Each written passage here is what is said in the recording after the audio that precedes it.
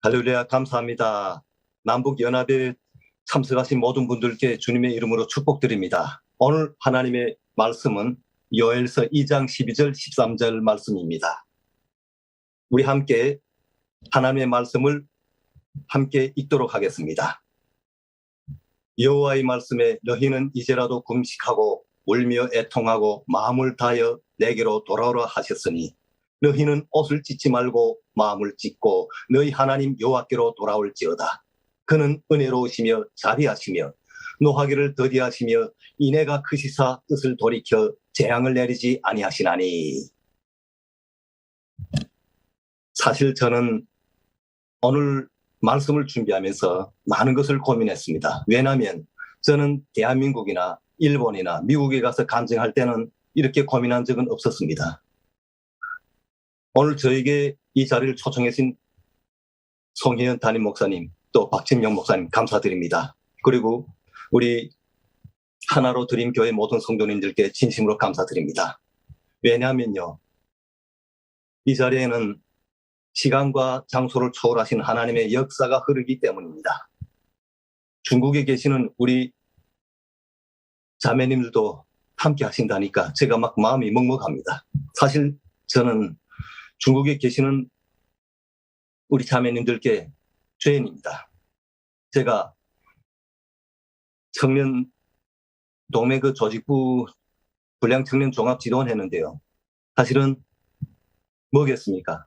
불량청년이라면 직장 안 다니는 사람, 폭력하는 사람, 또 쓰리졸도 하고 특히는 두만강을 건너서 탈북했던 또 그리하여 북송된 사람들을 다루었단 말입니다. 저는 그러나 몹시 세게 다루진 않았습니다. 살살 다루었습니다. 네, 심한 말은 안 하고요. 웬간하면 다 구원해 줬습니다. 그래서 제가 물어봤습니다. 그분들께 왜 가느냐고 하니까 먹을 거 구하러 가는데 어찌어찌하여 중국에 갔다는 겁니다. 어떻게 잡히느냐 하니까 누가 꼬장질해서 잡혔답니다. 그래서 저는 그분들의 이야기를 들으면서 중국의 실태를 알게 됐습니다. 그래서 제가 오늘 이 자리에서 이렇게 되게 두렵고 떨리는 마음으로 섰습니다. 대한민국 교회 같으면 저는 북한 실상에 대해서 구체적으로 이야기해 드렸을 것입니다. 그러나 오늘 이 자리에 줌으로 예배에 참석하시는 중국 현지에 계시는 우리 자매님들께 제가 무슨 말로 위로드리고 또 좋은 말로 말씀드리겠습니까? 모든 것은 하나님의 은혜이기 때문에 주님의 그 사랑이 여러분들의 마음을 감싸기 때문에 또 주 안에 있는 우리 모두이기 때문에 이 자리에 함께하는 줄로 믿습니다. 오늘 우리에게 주시는 여호와의 말씀, 하나님의 말씀, 이것은 남과 북을 아울러서 함께 외쳤던 요엘 선지자의 목소리였습니다. 요엘 선지자는 특별히 남유다와 북이스라엘 향해서 다 같이 외친 이스라엘 민족의 선지자였습니다. 그리하여 제가 이 자리에서 특별히 말씀드리는 것은 이 자리에서 예배드리는 여러분들은 남과 북 해를 아울러서 함께 여호와의 말씀을 외치는 선지자인 줄로 믿습니다. 저희 고향은 이자 목사님께서 소개해 주신 것처럼 함경북도 청주입니다. 저는 거기서 태어나 자랐으며 또 거기에서 아버지 원수님 고맙습니다부터 배웠습니다. 사실 우리 탈북민들이 다 알다시피 아버지 어머니 고맙습니다 사랑합니다 이런 말 배우기도 전에 아버지 김일성 원수님 고맙습니다 라는 말부터 배우며 성장했습니다. 그래서 저는 우리가 태어난 것도 아버지 원수님의 배려이고 사랑이며 또 구품 속에서만 살아야 영원하다는 것을 알게 됐습니다. 사실 이것이 얼마나 큰 착각인지 모르지. 그러나 그것은 우리들이 세뇌에 박힌 우상 숭배의 첫걸음이었습니다. 제가 태어났을 때 아버지는 이미 단간부였습니다. 그래서 단간부는 아버지 밑에서 성장하다 나니까 오직 김일성, 김정일 충성이 대해서 또 구품 속에서 살아도 죽어도 삶을 다 바쳐 충성해야만 참다운 인간의 삶을 사는 것으로 성장한 것입니다. 여러분들도 아마 어렸을 때는 다 그랬을 겁니다. 아버지 어머님께 학교 갔다 오겠습니다. 또 학교 갔다 와서는 학교 다녀왔습니다 하고 오후에는 또 가회 활동과 또 소년단 조직 생활도 하고 그랬죠. 좋은 일하기 운동과 토끼 가죽 바치고. 맞죠? 아시는 분들은 다 아시죠? 저도 그랬습니다. 열심히. 그리고 여러분들처럼 9살에 조선소년단에 입단하고 그로부터 북한의 첫 정치 생활의 첫걸음을 띄었습니다. 저는 이민학교 때 동물원에 갔습니다. 가서 참 놀라운 거 발견했습니다. 원숭이가 그냥 원숭이인 것입니다. 우리는 자연을 배우면서 인간은 원숭이가 진화 발전해서 사람이 됐다는 것으로 우리는 배웠던 것입니다. 그런데 그 원숭이가 그냥 짐승이기 때문에 선생님께 수업 시간에 물어봤습니다. 선생님, 저 원숭이는 어찌하여 아직도 원숭이입니까? 왜 아직도 짐승입니까? 하니까 선생님이 말씀하시는 것이 저 원숭이는 진화가 멈췄다는 겁니다. 그래서 저는 북조선에 온 원숭이만 진화가 멈춰서 그냥 짐승인 줄 알았습니다. 그런데 제가 예수님을 영접한 다음에야, 하나님이 우리의 구주이심을 믿은 다음에야, 하나님이 창조주이심을 믿은 다음에야 제가 너무나도 귀한 존재이며 창조주 하나님의 자녀임을 알았습니다. 원숭이 새끼가 아닌 것을 알았죠. 그러나 그때 당시에는 그런 줄 몰랐습니다. 공부도 열심히 해야 되고 정치 생활에 잘 참여해야 했고, 그렇게 하고 저는 성장해가지고 평양에 공부하러 갔습니다. 이때부터 저희 사상에서, 의식에서 변화가 발전하기 시작했습니다. 특히 1989년도 동유럽이 무너나면서 또 91년도 소련이 해체되고 또 동서독이 통일을 평양에서 목격하면서 저희들은 굉장히 놀라움을 감추지 못했습니다. 사회주의 진영이 무너난다는 것은 생각도 못했던 일이었습니다. 특히는 사회주의 종주국이던 소련의 해체는 북한에게 엄청난 큰 타격이었습니다. 저는 그것을 평양에서 시시각각 심장으로 느꼈습니다. 그때 저는 동서독이 통일을 보면서 만약 우리가 남북한이 통일이 된다면 과연 우리는 어떻게 될 것인가 굉장히 두려워했습니다. 왜냐하면 우리는 빨갱이 집안이었기 때문에 분명히 우리가 남조선 주도의 통일이 된다면 우리는 거지가 되고 한지에 나앉아서 빌어먹게 될 것이라고 생각했던 것입니다. 그러면서도 한쪽으로는 어떻게 생각되는가? 아, 이 북한은 왜 이렇게 답답하게 발전이 없고 언제나 남북의 통일을 원한다고 하면서도 왜 대결 정책으로 하고 또 왜 자꾸 남조선을 적대 세력으로 몰아붙이면서 미제를 타도하고 남조선을 무력으로 강점해야 하는지 그에 대한 의심이 계속 들었죠. 특히 주체사상에 대한 의심은 더 들었습니다. 여러분들도 주체사상에 대하여 잘 아시죠? 그러나 우리 모두가 생각해야 될 것은 주체사상의 기본적 핵심은 김일성주의인 것이죠. 수령론이죠. 우리가 기독교에서 우리가 예수님을 믿는 그리스도인으로서 우리의 핵심 뭡니까? 예수 그리스도인 것입니다. 그와 똑같은 거죠. 저는 그 땅에 살면서 아버지가 대통령이면 아들도 그 대를 이어서 대통령 된다는 그 북한의 현실에서 좀 좌절감을 느꼈습니다. 그러다 특히 저에게 큰 충격을 준 것은 1994년 7월 8일 김일성의 사망이었습니다. 저는 김일성이 화장실도 안 가는 줄 알았습니다. 그런데 심근경색으로 사망했다는 그 소식 듣고 아, 저렇게 위대한 사람도 죽는데 우리 하찮은 존재인 우리 평범한 사람들은 죽어서 어떻게 되는지 굉장히 궁금했습니다. 그때 제가 또 한번 가슴속에 또 느낀 것은 뭔가 제가 13살 때 나는 세상에 왜 태어났는가 일기장에 썼다가 혼난 적이 있습니다. 이것을 발견한 삼촌이 말했습니다. 야, 내가 세상에 왜 태어났는가 이런 질문을 왜 하는가? 너는 수령님의 은덕에 태어났고 또 친애한 지도자 선생님의 품속에서 행복하게 자라는 행복한 자인데 너가 왜 태어났는가 이따위 어처구니없는 질문을 했는가 이따위 쓰잘데없는 글을 쓰지 말라는 것이었습니다. 그러면서 그걸 아공에다 처였고 불을 피워버렸습니다. 그래서 저는 지금도 일기장을 쓰지 못하고 있습니다. 그 생각이 문득 나는 겁니다. 김일성 죽음 앞에서 나는 왜 세상에 태어났는가? 나는 누구인가? 나는 죽어서 어디 가는가? 그 이후 대학을 졸업하고 저는 고향에 내려와서 김일성 청년동맹 조직부에 배치되었습니다. 하는 일은 그때 당시 김일성이 죽음과 함께 북한이 들이닥친 고난 행군과 강행군 시기 숱한 사람들이 굶어 죽어나가면서 많은 아사자와 함께 무엇이 발생하는가? 행방불명자들이 생겨난 것입니다. 특히 각 시군 또 공장 기업소들에서 도난사건과 살인사건과 없어지는 사람 너무 많으니까 이거 당적으로 문제가 제기된 것입니다. 그래서 김정일이 방침 내렸습니다. 야, 이거 불량 청년, 특히 이 나라의 근간을 이루는 청년들이 무너나면 안 되니까 청년동맹에서 이거 좀 바로잡으라 해가지고 그때 김정일이 지시해서 새로운 하나의 그 소자가 조직됐는데 제가 조직부에서 불량청년 종합 지도원으로 일하게 됐습니다. 그래서 제가 도적질하고 또 싸움하고 패싸움하다 걸린 사람들도 보안서 가서 또 담당 주재들 만나서 또 만나기도 하고 왜 싸움을 했는지 이 얘를 정치 조직에서 우리 청년동맹에서 교양 개조해서 다시 사람으로 쓸 것인지 아니면 교화 보내야 되는지 이걸 결정해야 되니까.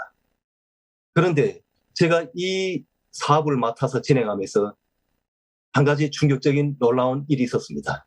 중국에서 북송된 우리 자매님들을 만나서 얘기하는 과정에 그 자매님들이 말하는 것이 그것이었습니다. 중국에 들어가 사는데 개들이 이 밥을 안 먹는다는 것이었습니다. 제가 깜짝 놀랐습니다. 야, 이거 무슨 소리 하냐? 그따위 소리 하지 말라고 하니까 이게 정말입니다. 아니, 이 북한은 지금 개들이 먹을 게 없어 시들시들 심지어 사람들 먹을 게 없어 굶어 죽는데 어떻게 중국에서 개들이 이 밥을 안 먹을 수 있느냐? 믿지 않았습니다. 더 놀라운 것은 개들이 돼지고기 안 먹는다라는 말이었습니다. 저는 멘붕 왔습니다. 이거 무슨 소리야?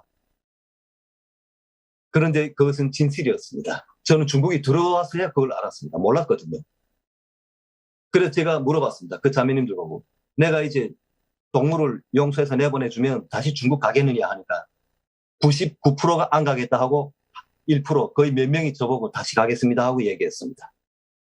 그래서 제가 얘기했습니다. 다시는 붙잡히지 말라고. 그런데 제가 그때 그 자매님들을 만나서 이 취조를 하면서 들은 그 말 속에서 가슴이 남는 건 뭐인가? 중국이 그렇게 떼자국이 찌글찌글한 옷을 입고 다니던 중국이 북한보다 더 발전해가지고 한 그 현실에 놀랐습니다. 물론 등소평의 그 개방 정책에서 중국이 발전한다는 소식은 들었는데 개들이 이 밥을 안 먹고 돼지고기 안 먹는다는 그 말에 충격을 받을 수가 없죠. 안 받을 수 없죠, 이거는.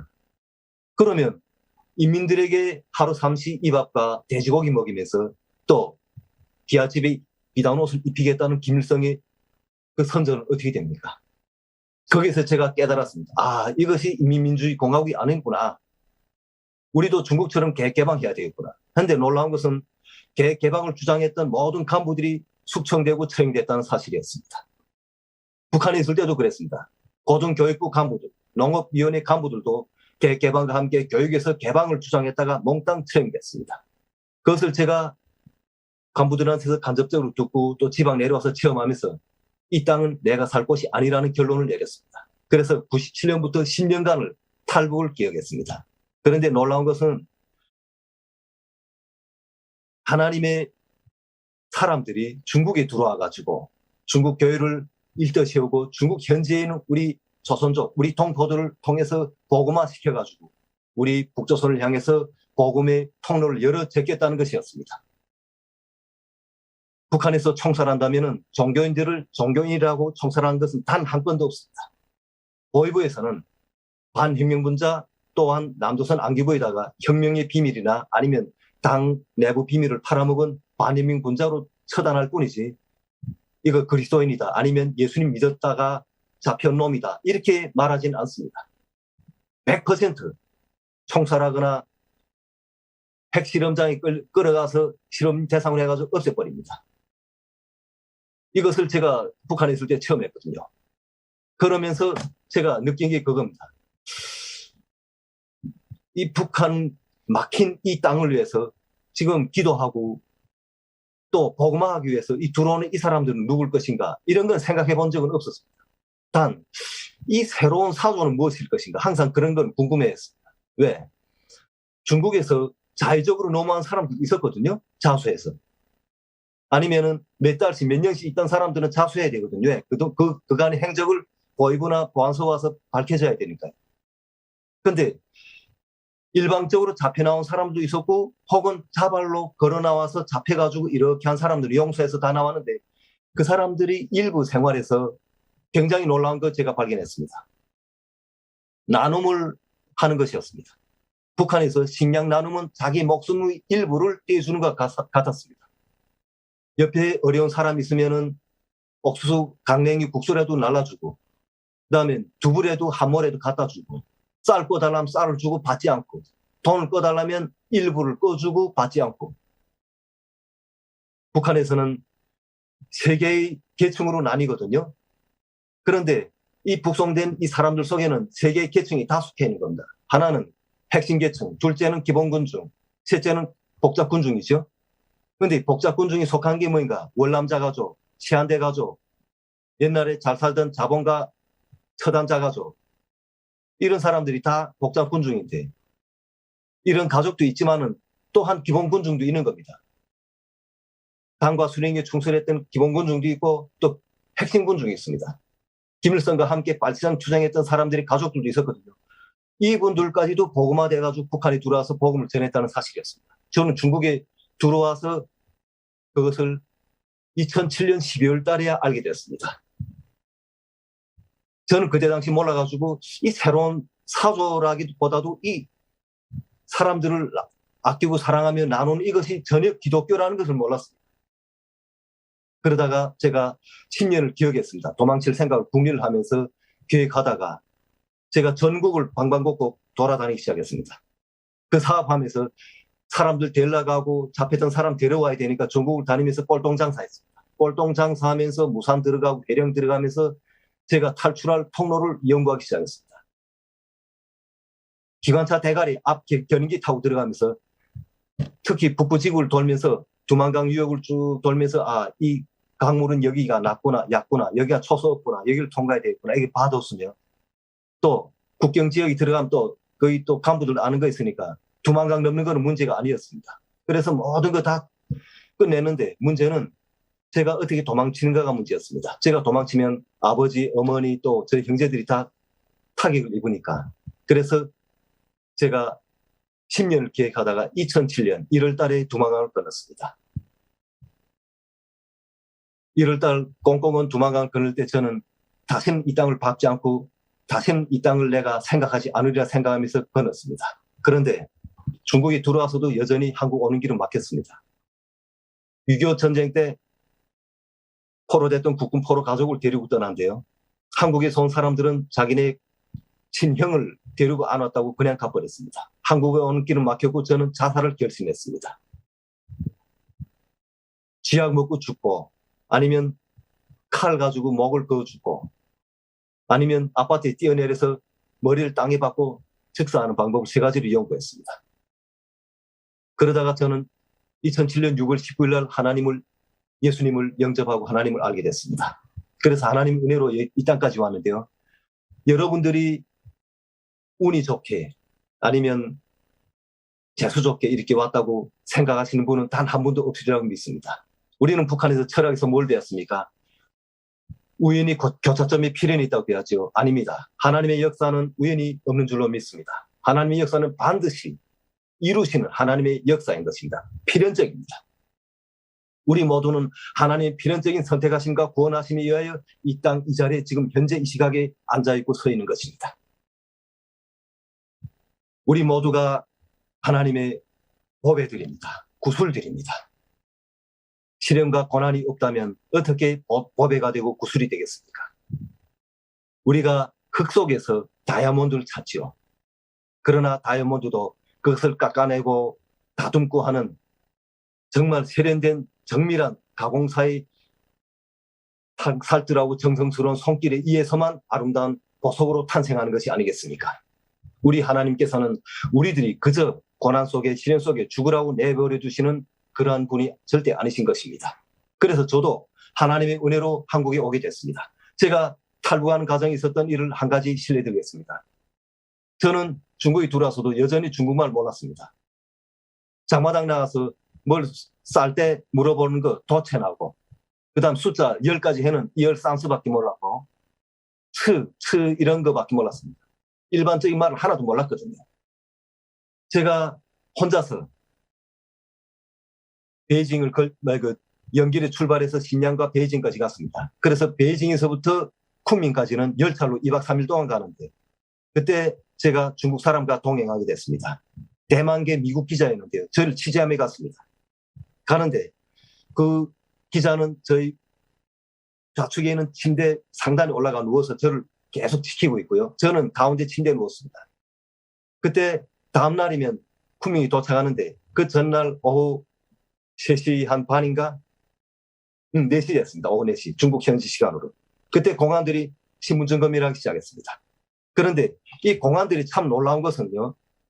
술 먹은 사람까지 다 깨어서 검열하는 것이었습니다. 3명 왔는데 남자 2명은 저희들끼리 뒷짐지고 이야기하고 있고 여자 공안은 책 같은 거 펼쳐들고 사람들하고 일일이 대화하면서 티켓을 검열하고 어디까지 가는가 이렇게 대화하는 것이었습니다. 제가 놀라서 머리 돌렸는데 그 여자 경찰하고 눈 딱 마주쳤습니다. 너무 놀래가 제가 벽 쪽으로 돌아놓아서 하나님 저를 제발 구원해 주십시오 하고 기도했습니다. 그런데 그 경찰이 저희 발을 툭툭 치는 것이었습니다. 일어나라고. 그리고 저 밑에서 자던 1층에서 술 먹고 자던 모든 중국 한족들을 다 깨워서 검열한 다음에 다시 머리맡에 와서 베개를 흔들었습니다. 일어나라고. 그래서 제가 일어나니까 다시 치는 겁니다. 일어나라고. 그때 제 머리가 하얗게 됐습니다. 정말 아무 생각도 없고 머리칼이 곤두섰습니다. 그 몇 초 안 되는 시기에 저희 눈앞에서 눈 감고 있는데 저희 눈앞에 저희 한 생이 영화 화면처럼 지나갔습니다. 소설이 한 장면처럼 진짜 그런 현상이 일어났습니다. 근데 이 경찰이 다시 흔들었습니다. 한데 제가 저도 모르게 하울라 이렇게 됐습니다. 중국에 계신 우리 자매님들 하울라가 뭡니까? 저는 한국에 와서 우리 자매님들 보고 물어봤습니다. 하울라 뭡니까? 저는 중국말 몰랐기 때문에 하니까 자매님들 말하는 게 하울라라는 게 없고 홀라라 그럼 홀라 됐다 이런 뜻이라는 거죠. 그래서 제가 깜짝 놀랐습니다. 내 입에서 어떻게 하울라 나오는지 모르겠습니다. 그러니까 이 경찰은 제가 술 먹고 자면서 야 됐다 시끄럽게 하지 마 가라 이런 뜻을 알았는지 가버렸습니다. 제가 한 6시간 5시간 한 반 6시간 정도 기도하다가 정신 차리고 일어나 보니까 경찰도 없고 모든 사람들 다 자는 것이었습니다. 그때 저는 하나님 구원의 기적을 체험했습니다. 아 이것이었구나. 그때 저에게 주신 하나님의 말씀이 바로 이사야 41장 10절 말씀이었습니다. 두려워하지 말라. 내가 너와 함께 함이니라. 놀라지 말라. 내가 네 하나님이 됨이니라. 정말 하나님께서는 나의 하나님 계셨고 우리 모두의 하나님이 계셨습니다. 우리 모두는 선택의 기로에 있습니다. 오늘 말씀에서 하나님께서는 어떻게 부르주십니까? 이제라도 돌아오라고 하십니다. 우리 보면은 지금 문화가 선택의 문화 아닙니까? 상점 가서도 무엇을 고를까? 식당 가서도 무엇을 먹을까? 선택하려고 얼마나 많은 애를 씁니까? 그런데 누가복음 15장에서의 잃어버린 비유의 말씀은 우리에게 많은 것을 시사해 줍니다. 99마리 양을 두고 한 마리 양을 찾기 위해서 떠나는 목자, 그리고 한 푼의 돈이 잃어버린 그 돈을 찾기 위해서 온 집안을 쓸고 닦으면서 찾는 여인. 목자는 한 마리 양을 찾으러 떠났습니다. 그리고 여인은 한 푼의 돈을 찾기 위해서 온 집안을 쓸고 닦습니다. 그러나 탕자의 아버지는 아무 일도 안 했습니다. 둘째 아들이 허랑방탕한 요구를 했지만 아버지는 들어주셨습니다. 당시 이스라엘 민족은 아버지가 자기 자녀들에게 유산을 남긴 것은 다 남겨주고 마지막 유언까지 하고 주는 게 그 관례였습니다. 그런데 자식이 아버지가 살아있을 때 아버지께서 유산으로 남겨줄 재산을 먼저 주십시오 하면 이건 천하의 배은망덕한 자식입니다. 있을 수 없는 민족적 풍습입니다. 그거는. 그런데 둘째 자식이 아버지 나에게 차려질 몫을 먼저 주십시오 하고 그 가서 머나먼 나라에서 다 탕진해 버렸던 것입니다. 아버지는 말리지 않았습니다. 선택의 여지를 존중해줬습니다. 돌아오는 것도 기다리셨습니다. 이것이 하나님의 마음이신 것입니다. 이제라도 돌아와서 옷을 찢지 말고 마음을 찢고 하나님 앞에 돌아온다면 은혜로우시며 자비하시며 노하기를 더디하신 그분께서는 뜻을 돌이켜서 남과 북 모두를 회복하실 것입니다. 우리의 눈에는 지금 휴전선이 가로막혀 있죠. 저 북한 땅에 지금 코로나 때문에 말이 아닙니다. 제가 북한하고 계속 전화 연결하면서 느끼는 게 뭔가 너무나 답답하지만은 그 답답한 환경 속에서 시공간을 초월한 하나님께서 그 땅에서 역사하신다는 것이었습니다. 우리 자매님들이 그 형제들이 변화가 됩니다. 예수님을 알기 시작했고요. 제가 복음을 전하면 아멘합니다. 너무나도 놀라운 것은요. 예수님을 부인하던 사람들이 예수님의 그 이름에 이제는 너무 놀라서 감격하는 것입니다. 예수님의 그 이름에 능력이 있고 힘이 있는 줄 믿습니다. 변화가 됩니다. 여러분, 우리 고난의 행군 시기 겪으면서 무엇을 느꼈습니까? 제가 아까 말씀드린 세 가지 이 계층이 무너나기 시작한 것입니다. 장마당 생겼지요. 북한에는 두 개의 정당이 존재합니다. 하나는 김정은을 위시한 독재 정당 조선노동당이고요. 하나는 300만의 아사자, 그 죽음의 터전에서 일떠시온 인민들이 만든 가장 강력한 야당 장마당입니다. 이 장마당이 인민들의 생활을 영위하며 그 장마당을 통해서 사람들이 삶이 이어지며 복음이 전해지고 있습니다. 제가 몇 년 전에 한 7, 8년 전부터 계속 복음도 였고 쪽복음도 였고 했습니다. 그러다가 5년 전부터 스텔스 USB도 였고 하다가 그것도 보이브에서 발각돼가지고 지금은 못하고 있습니다. 하는데 그것을 통해서 북한 전역에 어떤 현상이 일어나는가 하면요. 이런 조그만 복음, 쪽복음 통해가지고 아무런 표지에 아무런 글 없고 안에는 마태복음부터 시작해서 요한계시록 있고 거기에 잠언 있고 시편 있습니다. 이 깨알같이 쓴 이 글자 담긴 이 책이 수호신처럼 이렇게 가슴이 품고 다닌다는 것입니다. 엄청 비쌉니다. 12위안입니다. 12위안. 중국 돈으로. 지금 북한에서 중국 돈 100위안에 8만 5천 하는데 입살은 청진에서 7천하고 해령에서 6,800원 갑니다. 코로나 때문에 다 죽어가다가 지금 겨우 안정되는데 코로나 때문에 죽는 사람보다도 코로나는 첫 번째 코로나면 다 죽었습니다. 그러나 두 번째 코로나, 지금 변이 바이러스가 들어갔기 때문에 감기처럼 심하게 알타가 일어납니다. 그런데 알타가 나니까 회복되는데 눈이 앞이 잘 안 보이고 귀가 잘 안 들리고 가슴이 망가지고 목소리가 다 가버리고 벙어리 되고 막 이런 현상이 나오는 거죠. 그러다가 여기에 열병 돌면서 무리로 죽어나갔습니다. 그래서 모르는 사람들은 코로나 때문에 사망자가 많이 늘어나는 걸 아는데 이게 아닙니다. 가뜩이나 먹을 게 없어가지고 올해 5월달, 6월달까지만 해도 해령을 비롯해서 무산, 청진에 55% 이상의 집들이 하루에 한 끼 먹었습니다. 한 끼. 어떤 집들은 9끼 굶습니다. 그 인사가 뭡니까? 몇 끼 굶었습니까가 인사였습니다. 저는 찢어졌습니다. 마음이. 그래서 우리 성도님들께, 지하 성도님들께 돈도 내보내줬습니다. 그래서 감사 인사 전에 오고 막 이러는데 제가 여기 와서 하나님께 기도했습니다. 하나님, 이렇게 악독한 저 땅을 왜 허용하십니까? 전능하시다면 저 땅을 벌하십시오. 독재자를 없애십시오. 막 그렇게 기도했습니다. 그런데 며칠 동안 기도하는데 아무런 감흥도 없었습니다. 그러다가 한 일주일 지나서 저에게 갑자기 쾅 하고 울리는, 메아리같이 울리는 마음의 이런 울림이 있었습니다. 돌아보라는 것이었습니다. 제 눈앞에는 제가 건너온 꽁꽁 언 두만강이 떠올랐고 두고온 우리 부모 형제들이 떠올랐습니다. 평양에 우리 동창들이 생각났고 전국에 제가 아는 모든 지인들이 다 생각났습니다. 그 땅에 예수님이 계신다는 것이었습니다. 그분께서 그들과 함께 눈물 흘리시며 오늘도 하나님의 우편에 앉아 계시면서 중보하고 계신다는 강한 울림이었습니다. 그때부터 저는 기도가 달라졌습니다. 하나님, 저 땅을 회복시켜 주십시오. 우리가 하나님께 돌아와야 될 줄로 믿습니다. 사실 저는 오늘 말씀 준비하면서 요한복음 3장 16절, 17절 말씀으로 준비했습니다. 하나님이 세상을 이처럼 사랑하사. 왜냐하면 저는 한국에 와서요, 하나님은 북한만 외면하신 줄 알았습니다. 남한만 사랑하시고 편애하신 줄 알았습니다. 그러나 하나님의 사랑에는 북한도 있은 줄 믿습니다. 지금도 그 땅에는 하나님의 사랑이 굽이쳐 흘러 들어갑니다. 우리 하나로 드림 교회, 우리 남북 연합 예배가 얼마나 중요합니까? 이것은 시공간을 초월하시는 하나님의 역사입니다. 이것이 누가 인위적으로 만들어 놓습니까? 하나님께서는 이 세상을 창조하시면서 제일 먼저 창조하신 것이 시간이었습니다. 이 시간은 우리의 생명입니다. 금싸레기이며 시간이고 돈이라는 말이 있었지 않습니까? 그러나 이 시간을 따로 정하여 하나님께 드리는 우리 모든 남북 예배 참석자들, 우리 성도님들, 하나님께서 길이 기억하시고 축복해 주실 줄로 믿습니다. 그래서 북한이 지금 변하고 있고요. 또 저는 생각합니다.